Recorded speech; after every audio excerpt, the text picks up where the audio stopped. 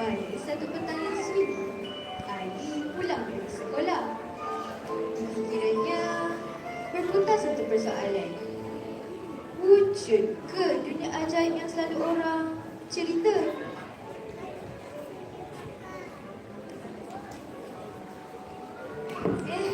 Sunyinya hari ini. Orang kata kalau jalan seorang-seorang aku macam ni, kita boleh termasuk tim lain. Betul ke?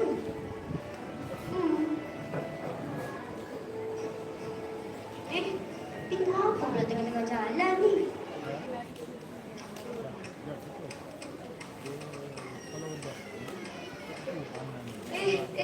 Apa yang berlaku ni? Benarlah kata orang tua, di sebalik setiap pintu ada cerita. Dan pintu ini membawa Ali ke dunia boneka.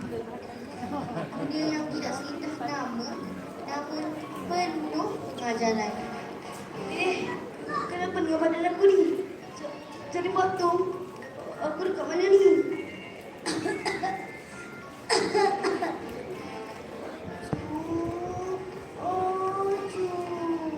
Selamat datang ke dunia boneka. Untuk kembali, kau mesti mencari 3 bintang 9. Itu satu-satunya jalan pulang. 3 bintang? Apa maksudnya tu? Mana hilangnya nenek tadi?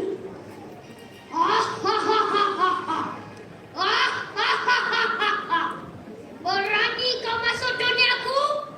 Manusia selalunya menjadi makanan aku. Keberanian bukan bermaksud tidak takut, tetapi berani berdiri walau hati bergoncang. Lalu Ali mengumpulkan semangatnya. Aku tak cari masalah. Aku cuma nak balik. Tapi kalau kau nak bergaduh, aku akan lawan. Cuma aku lagi suka berkawan daripada bermusuhan. Kata-kata kau berani, wahai manusia kecil. Baiklah, sebagai tanda keberanianmu, terimalah bintang keberanian. Ali mendapat bintang pertama, bintang keberanian. Dalam perjalanan seterusnya, Ali terdengar bunyi halus seperti rintihan. Tolong! Tolong! Tolonglah saya! Seekor burung kecil terperangkap dalam longkang. Kesiannya kamu. Jangan risau, saya tolong ya. Burung itu bebas terbang semula. Sayapnya mengibas udara dengan gembira.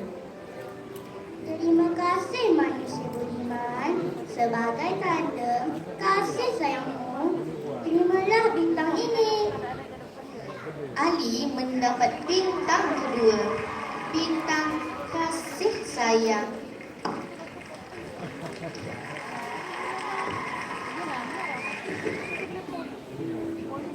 Di hadapan Ali, sebuah melihat terkarut, ternganga, seolah-olah memanggil namanya. Tetapi, siapakah pemiliknya? Pelihara terkarut. Kalau kau ambil, salah. Kejujuran lebih mahal daripada apa yang ada dalam hatimu. Baik, kau akan cari tuannya. Nak, ada nampak petik pakcik tak?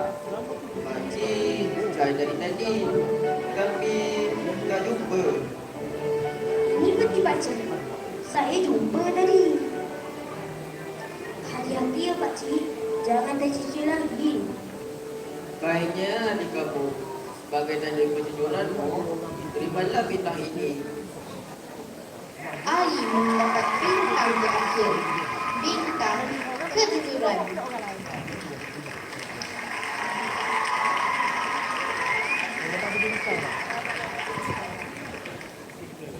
Boleh bantu tak?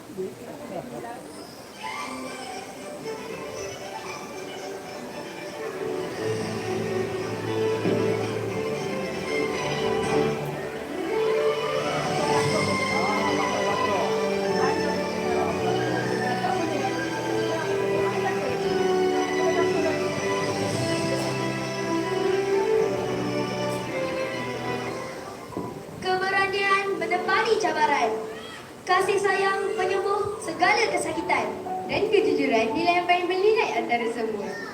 Apabila tiga nilai ini bersatu, keajaiban dia mampu menerangi dunia nyata.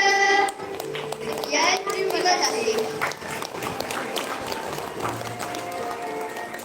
Terima kasih diucapkan kepada murid-murid kaki seni atas persembahan Dunia Boneka Menjejak Bintang itu tadi.